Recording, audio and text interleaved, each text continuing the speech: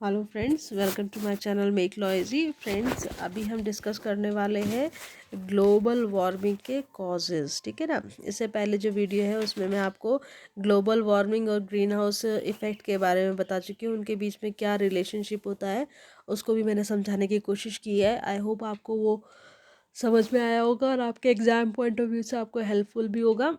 तो चलिए पढ़ते हैं इस वीडियो की तरफ, जो कि बात करेगा आपका किससे, ग्लोबल वार्मिंग के कॉजेस के बारे में। ठीक है ना। तो ग्लोबल वार्मिंग के ना देखिए दोनों ही कॉजेस हो सकते हैं, आपका नेचुरल भी हो सकते हैं और मैन मेड कॉजेस भी होते हैं। तो सबसे पहले हम मैन मेड कॉजेस के बारे में बात कर लेते हैं। तो सबसे पहला जो मैन मेड कॉज है ये आपका डिफॉरेस्टेशन है। क्या है आपका? Deforestation. Cutting down of trees decreases number of trees which are essential because they give out oxygen. तो बेसिकली देखिए आपका जो ये बोलते नहीं हम डिफॉरेस्टेशन करते हैं। अब आपको पता है डिफॉरेस्टेशन क्यों करते हैं।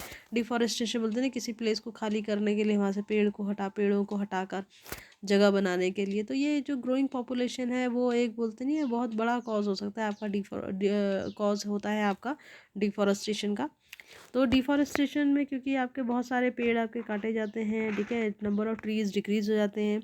तो जब नंबर ऑफ़ ट्रीज़ जो हैं वो आपके डिक्रीज़ हो जाएंगे तो जाहिर सी बात है कि जो ऑक्सीजन लेवल है वो भी क्या हो जाएगा आपका एनवायरनमेंट में, वो भी आपका कम हो जाएगा। लिविंग बींग्स के लिए कार्बन डाइऑक्साइड का लेवल जो है वो बढ़ जाएगा। क्योंकि देखिए जो आपका ट्रीज़ होते हैं ना, ट्रीज़ जो होते हैं वो बेसिकली क्या करते हैं, वो जितना मतलब ऑक्सीजन कंज्यूम करते हैं ना उससे कहीं ज़्यादा ऑक्सीजन जो है वो आपका प्रोड्यूस करते हैं। उसका प्रोसेस आपने फोटोसिंथेसिस वगैरह में आपने पढ़ा ही होगा। ठीक है। तो डिफॉरेस्टेशन की वजह से नंबर ऑफ़ ट्रीज़ डिक्रीज हो जाते हैं, तो ऑक्सीजन अमाउंट जो होगा कंसंट्रेशन वो भी आपका धीरे धीरे कम होगा और कार्बन डाइऑक्साइड का लेवल आपका क्या हो जाएगा, बढ़ जाएगा। क्यों? क्योंकि आपका जो प्लांट्स होते हैं या ट्रीज़ होते हैं वो अपने फोटोसिंथेसिस के प्रोसेस के लिए, मतलब अपना फूड मेकिंग प्रोसेस जो होता है उसके लिए वो क्या करते हैं, वो कार्बन डाइऑक्साइड कंज्यूम करते हैं, उसको यूज़ करते हैं। पर जब वो ही नहीं होंगे, ट्रीज़ वगैरह ही नहीं होंगे, पौधे ही नहीं होंगे, ठीक है, तो क्या होगा, ये कार्बन डाइऑक्साइड का लेवल कंज्यूम नहीं हो पाएगा और ये आपका बढ़ता ही चला जाएगा। क्योंकि जितने भी लिविंग बींग्स होते हैं, मोस्टली जितने लिविंग बींग्स होती हैं वो क्या करते हैं, वो कार्बन डाइऑक्साइड प्रोड्यूस करती हैं, ज़्यादा कार्बन डाइऑक्साइड प्रोड्यूस करती हैं और ऑक्सीजन कंज्यूम करती हैं। ठीक है ना। तो ये जो आपका कार्बन डाइऑक्साइड, देखिए मैंने आपको बताया ना कि एक तो ऑक्सीजन लेवल कम हो जाएगा, दूसरा कार्बन डाइऑक्साइड ज़्यादा प्रोड्यूस होएगा। क्यों ज़्यादा ज़्यादा प्रोड्यूस क्यों होगा? देखो ज़्यादा प्रोड्यूस तो नहीं कहेंगे, पर ये कह सकते हैं कि जब ट्रीज़ नहीं होंगे तो जो कार्बन डाइऑक्साइड जो यूटिलाइज होता था ट्रीज़ के ज़रिए अपने फोटोसिंथेसिस के प्रोसेस के लिए, वो यूटिलाइजेशन कम हो जाएगा। इसकी वजह से कार्बन डाइऑक्साइड लेवल आपका एटमॉस्फेयर में बढ़ जाएगा। कार्बन डाइऑक्साइड लेवल बढ़ जाएगा तो इसकी वजह से ग्लोबल वार्मिंग भी क्या होगा, कॉज होगी। क्यों? क्योंकि कार्बन डाइऑक्साइड जो है वो एक आपका ग्रीन हाउस गैस होती है और ये क्या करती है, ये ग्रीन हाउस इफेक्ट के लिए रिस्पॉन्सिबल होती है। तो जब ग्रीन हाउस इफेक्ट बढ़ जाएगा तो ग्लोबल वार्मिंग भी नेचुरली बढ़ जाएगी। दूसरा है आपका मैन मेड कॉज है एक्सेसिव यूज़ ऑफ व्हीकल्स। तो ये जो एक्सेसिव यूज़, मतलब हम जो बहुत ज़्यादा बोलते नहीं, आजकल देखा होगा आपने कि बहुत शॉर्ट डिस्टेंस कवर करने के लिए भी हम चलना या बोलते नहीं है साइकिल वगैरह का इस्तेमाल करना जो है वो हम प्रेफर नहीं करते। हम क्या प्रेफर करते हैं कि फटाफट से स्कूटी स्टार्ट करिए, अपनी टू व्हीलर स्टार्ट करिए और गए फटाफट से, और सामान जो भी आपको मतलब लेके आना है, सामान लेके आना है या कहीं जाना है, आपने फटाफट से टू व्हीलर का इस्तेमाल कर लिया या फोर व्हीलर का इस्तेमाल कर लिया। तो ये जो एक्सेसिव यूज़ ऑफ व्हीकल है ना, जो व्हीकल का एक्सेसिव यूज़ है, ये भी आपका क्या है, एक ग्लोबल वार्मिंग का एक बहुत बड़ा कॉज है। क्यों? क्योंकि the vehicles burn fossil fuels and emit large amount of carbon dioxide. क्योंकि ये जो व्हीकल्स हैं इनमें क्या डलता है, पेट्रोल या डीजल वगैरह जलता है, जिससे क्या होगा, बहुत ज़्यादा amount of carbon dioxide produce होता है और अदर टॉक्सिक गैसेस भी प्रोड्यूस होती हैं, जो कि कहाँ जा रही है, सीधा आपके एटमॉस्फेयर में जा रही हैं और जिसकी वजह से आपका टेम्परेचर में भी इंक्रीज होता है। तो ये तो हो गया आपके दो आपके कॉजेज, मैनमेड कॉजेज, डिफॉरेस्टेशन बता दिया, एक्सेसिव यूज़ ऑफ व्हीकल बता दिया। तीसरा है आपका क्लोरोफ्लोरोकार्बन्स। ठीक है ना।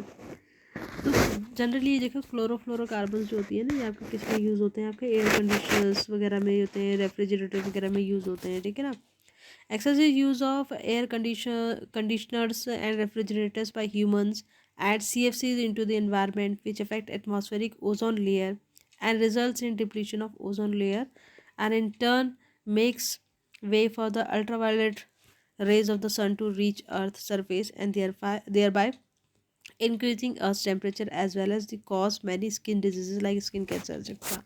तो CFC जो है, CFC बेसिकली किस में यूज़ होता है, जो एयर कंडीशन वगैरह कंडीशनर होते हैं, रेफ्रिजरेटर्स वगैरह में CFC गैस यूज़ होती है, ठीक है ना, क्लोरोफ्लोरोकार्बन गैस यूज़ होती है। तो इनका जो बहुत बोलते हैं ना यूज़ बढ़ रहा है आजकल एयर कंडीशनर्स का, रेफ्रिजरेटर्स का ह्यूमन लाइफ में।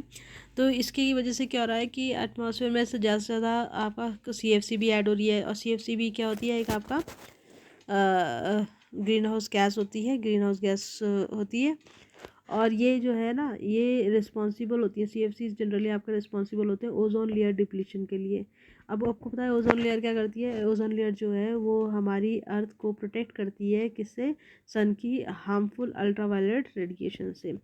तो जब ये ओजोन लेयर जो है ये डिप्लीट होगी, मतलब ये कहीं इसकी बोलते नहीं, ये कहीं से फट रही है कि ओजोन लेयर जो है ना कहीं से पतली हो रही है या कहीं से उसमें डिफेक्ट आ गया, इसकी वजह से अल्ट्रावायलेट रेडिएशन अर्थ के सरफेस में आ जाएंगी।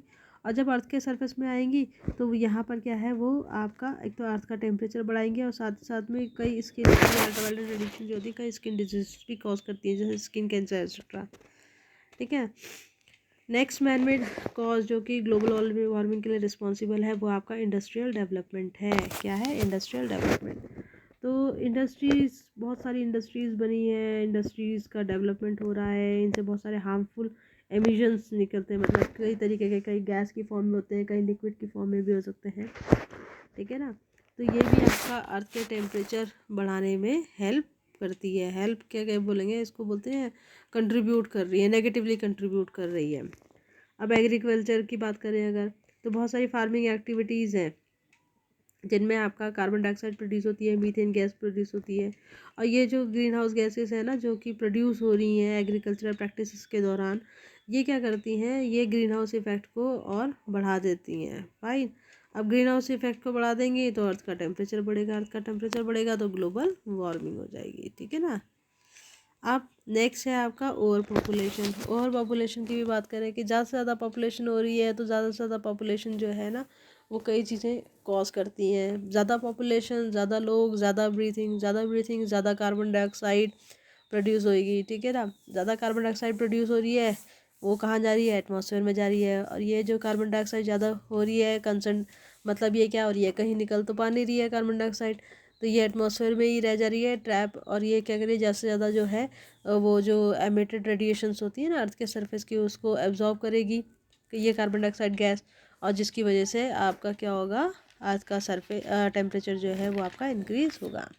अब हम बात करेंगे नेचुरल कॉजेस कौन कौन से हो सकते हैं ग्लोबल वार्मिंग के में कंट्रीब्यूट करने वाले। ओ, ये पेज गलत ऐड हो गया, चलिए नेचुरल कॉजेस की बात करते हैं हम, है ना। नेचुरल कॉजेस में क्या है आपका कि जो आपके वोल्केनिक इरप्शंस हैं, वोल्केनिक एरिप्शन आपका एक नेचुरल कॉज हो सकता है किसका, ग्लोबल वार्मिंग का। तो this is one of the largest natural contributor of global warming. तो इसमें जो वोल्केनिक इरप्शंस होते हैं ना, जो आपके ज्वालामुखी विस्फोट वगैरह होते हैं, इसमें जो भी ऐश या स्मोक जो निकलता है इरप्शन के दौरान, ठीक है, वो भी आपका एटमॉस्फेयर में जाता है, जो कि आपके एटमॉस्फेयर को इफेक्ट करता है। अब है वाटर वेपर्स, नेचुरली एग्जिस्ट करते हैं वाटर वेपर्स में, पर ये भी आपका एक ग्रीन हाउस गैस की तरह काम करते हैं। और ये वाटर वेपर्स जो हैं ये आपका बोलते नहीं है, ये जो री एमिटेड रेडिएशंस वगैरह है उनको ट्रैप करने में कंट्रीब्यूट करती है। तो जब ये ज़्यादा ये कंट्रीब्यूट करती हैं तो क्या करेंगी, अर्थ के टेम्परेचर को बढ़ाने में भी हेल्प करेंगी ये जो वाटर वेपर्स होते हैं।